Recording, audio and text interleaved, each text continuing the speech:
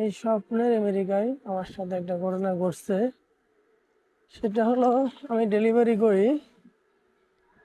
Delivery করলে একটু চুরি হয়, সবার গাড়ি টাড়ি চুরি হয়।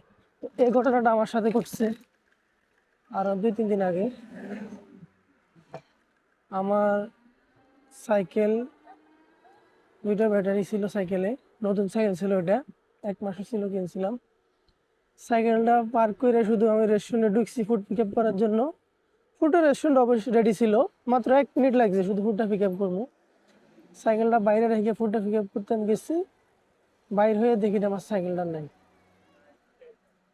আমাদের মাথার মধ্যে যে বাড়ি পড়ছে ওটা দেখে পরে অনেকক্ষণ ঘুরাঘুরি করছিলাম, পাইলাম না। ওটার মধ্যে কিন্তু ট্র্যাকার ছিল। জিপিএফটা 30 মিনিটের ভিতরে কেমনি খুলে নিয়েছে জানি না। এরা জানে জিপিএফ মানে কই থাকে, যত চুরি করে কন্টিনিউ।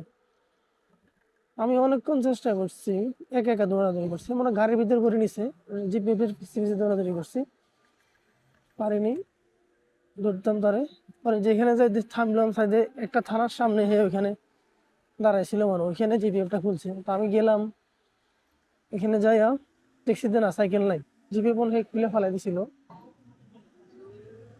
তারপর ওই থানার সামনে পুলিশের কাছে গেছি, পুলিশেরও কমপ্লেন করছি।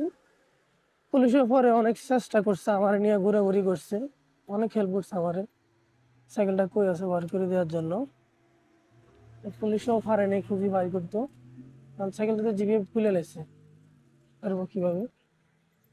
পরে পুলিশ আমার থেকে একটা রিপোর্ট নিচ্ছে, আমার সাইকেল কোন কালার ছিল বা কি আসল বিষয়, জানলো কত টাকা দাম। রিপোর্ট লিখছি, কইছে যদি কোনো সন্ধান পাই তাহলে অবশ্যই আমারে জানাবে। তো আমার মনে হয় না সাইকেলে কোনো সন্ধান পাবে, কারণ সাইকেল, এটা তো কোনো মোটর সাইকেল, ওটা লাইসেন্স নাই, কিছু নেই, এটা কিভাবে পাবে? একই সাইকেল অনেক রকম আছে। একটা দুঃখের ঘটনা ঘটলো আমার সাথে। সাইকেলটার দাম ছিল প্রায় $2600, প্রায় কি $2600, আরো বেশি। এটা তালা তুলা সহ, কারণ একটা সাইকেল, 2টা ব্যাটারি, হেলমেট, ব্যাগ ট্যাগ সব ওটার ভিতরেই ছিল। আর ভিতরে রেস্টুরেন্ট সব নিয়ে গেছে, চলে গেছে। $2600 প্রায় $3 লাখ উপরে। খুব দুঃখ লাগলো, এই আর কি।